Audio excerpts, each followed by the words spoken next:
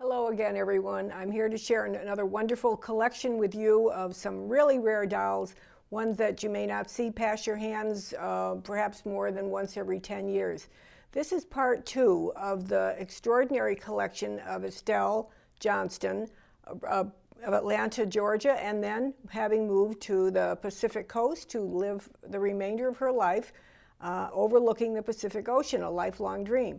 You might remember that we sold part 1 of her collection in 2013, and she then packed up her, I called it her Hawthornian home, her large manse on a hill in Atlanta, and packed up a few of her favorite dolls and took them with her on a lifelong dream to move to California and live on the coast, which she did. We are now selling the remainder of her collection, those dolls she had taken with her, and they represent wonderful examples from many of her special areas and regions of collecting.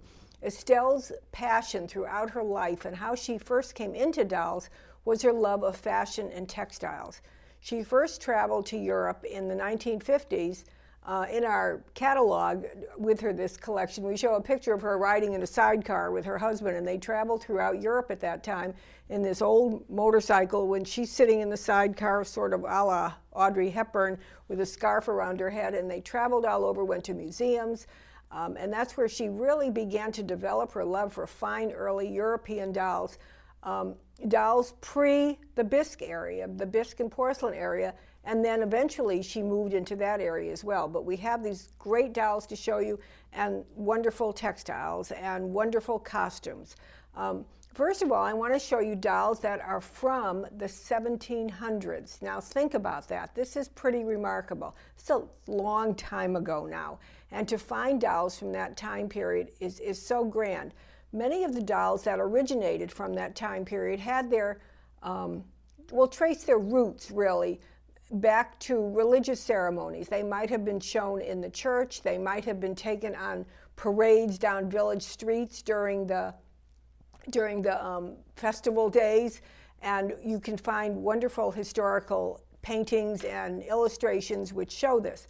These same dolls then made their way into really private hands where they became bodies or embodiments of fashion and became clothed in wonderful period fashions. Estelle has several of these in her collection, and I'm going to show them with you. First of all is one of my very favorites, because I love the life she's led and the life that's showing in this doll. She very clearly had begun her life as a religious figure. She has her hand extended, and she would have been holding a gold orb in her hand originally. Notice how beautifully sculpted the fingers are. This is all wood, and almost larger than they would be for her if they were proportioned correctly, but that was the style, and that was how they were done. And just wonderful detail of the bones and knuckles and the placement of the fingers. Her head, and I'm going to turn it so you can see the profile of her face. She has just wonderful details of her profile, and you can see the shape of her nose and the chin, very, very refined and elegant.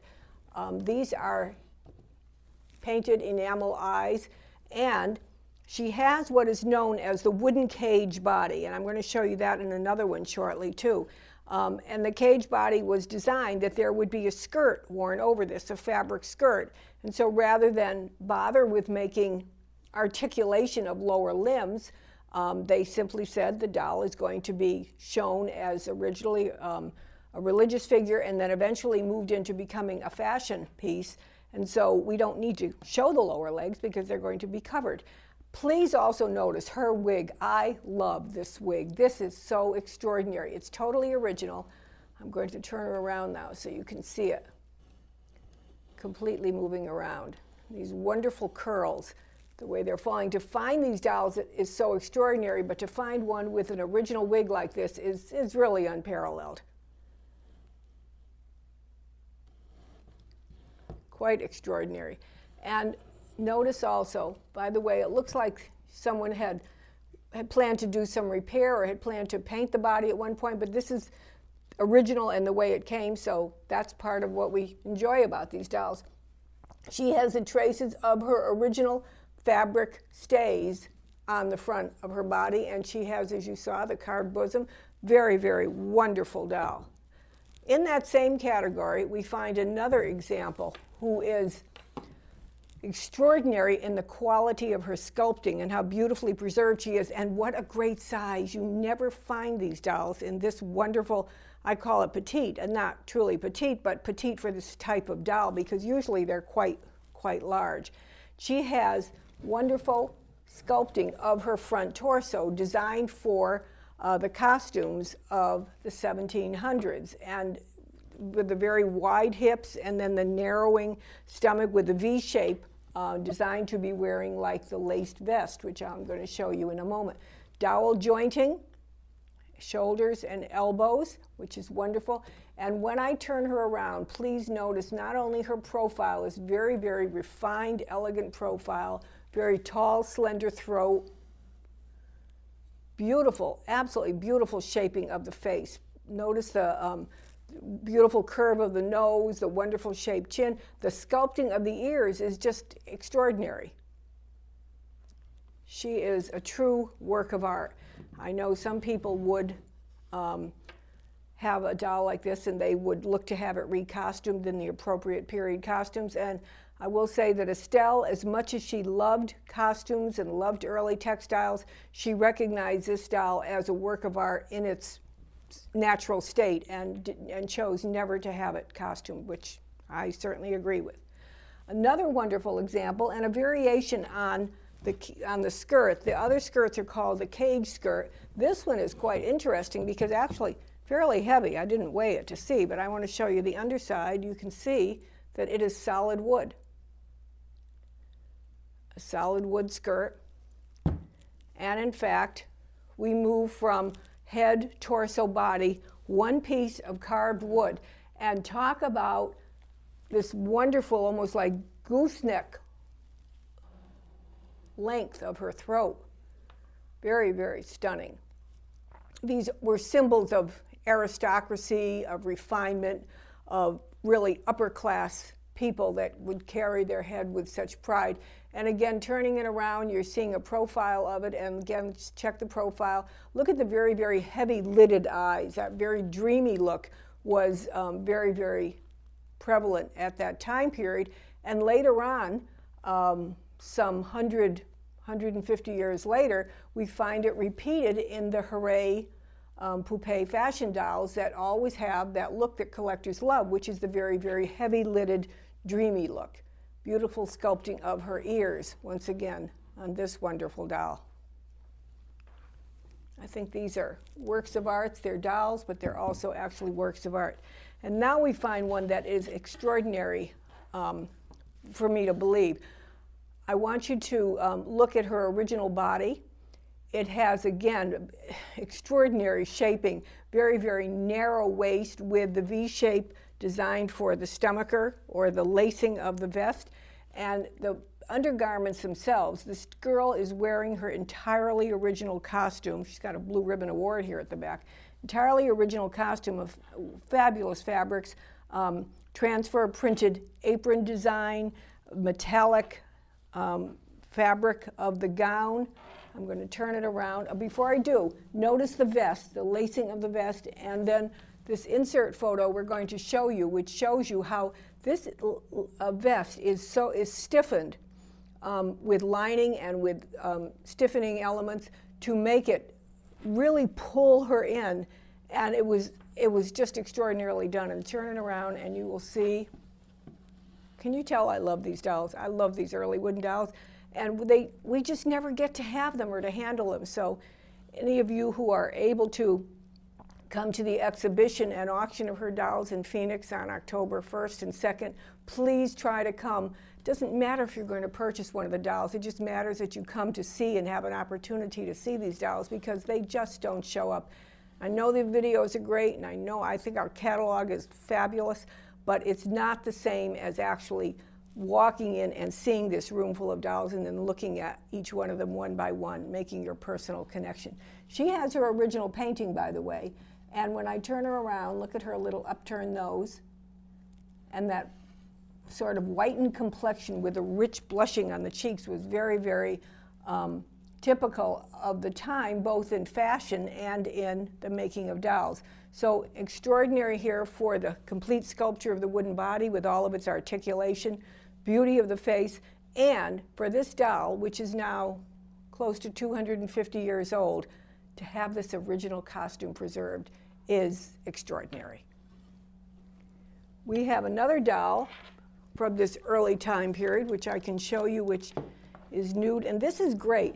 Estelle Johnston worked on this wonderful book called The Art of the Doll, written by Madeline Merrill and published, I think like in the 1980s.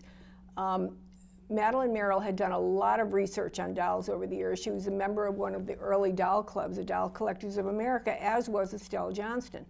And when she passed away in the, I think it was the 1980s, Richard Merrill, Marilyn's husband, asked Estelle if she would complete the book that Madeline had been working on.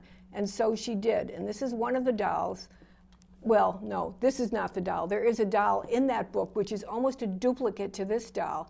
And it was very, very interesting because there was a legend attached to the doll that they showed, documenting that the duplicate to this doll had first arrived in America in the early 1700s. So here we have another example of the doll, and I'm going to hold it up so you can see this body all the way around. First of all, please look at the silhouette of this. Very, very slender, very elongated limbs. The torso is very slender. I'll show you the back.